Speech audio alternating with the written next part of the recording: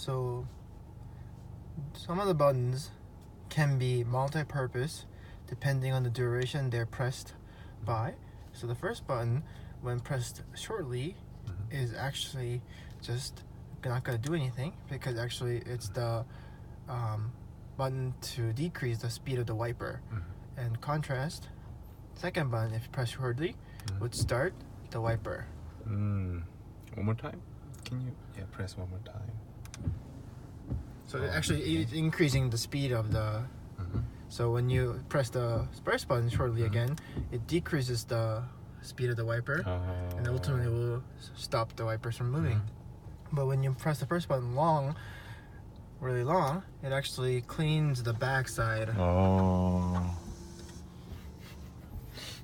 And then the second button, it does the same thing but for the front windshield.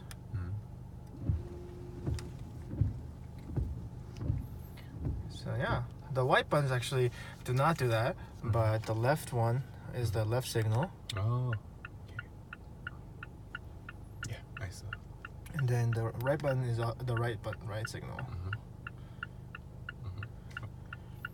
And then I believe the fourth one is actually the one to increase. Turn off that. Increase the light to be suitable for foggy weather, and so that's that. And then the second to last button here is for high beam, so it will do that. And the last part is the horn. Okay. Yep. So that is all. And so, but there are also the side buttons here, which are essentially also the left and right signal, but they're gonna be only for a short time. So if I press this one, it will automatically turn off. What you just It's push? down here. Oh, down there. I didn't see it. Okay.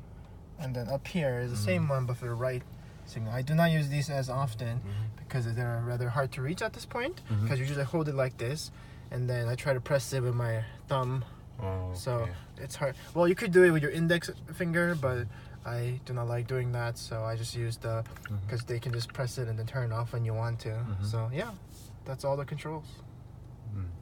Then can you tell me the 5 hardest parts during driving? 5 hardest parts would be... First would be... using this one. Using this handle would be that sometimes it's hard to maneuver the handle, even with the adaptation.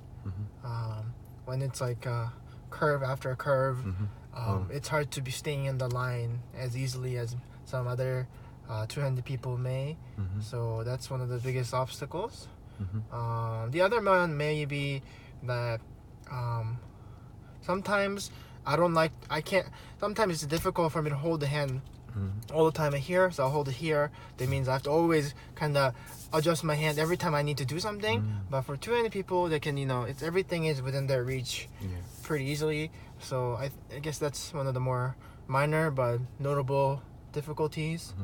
The other may be sometimes you could have the one hand on the handle and do other things like adjust the other menus like here, or like the windows, or use the phone for GPS. But for me, it's really difficult to do that, so I have to either stop or be really careful to touch the other buttons, because essentially my hand will not be on the handle. But sometimes I just had to do that just so that I can change the temperature or something like that. So that is a little dangerous, but yeah, so that's something I take as a risk. So other than that, I guess I don't think I have 5 difficulties, but those would be the top 3 difficulties. So is there anything you want additional functions that you want for this? Actually, I realized that high beam and fog lights, I can just turn it on through the separate, because these other normal way to do things are actually still available and present. So, and you wouldn't use fog lights or high beams as often. So I'd rather have them out and have like media control like playing the music or like taking the temperature here, because I think that's more common of a thing for me to use than high beam, because normal driver wouldn't use high beam or fog lights as often during the year. Yeah. So yeah, maybe the horn I would need to for just for emergency, but the two buttons I feel like they can be switched to something else to be more useful. And that's really it. Yeah. Mm-hmm.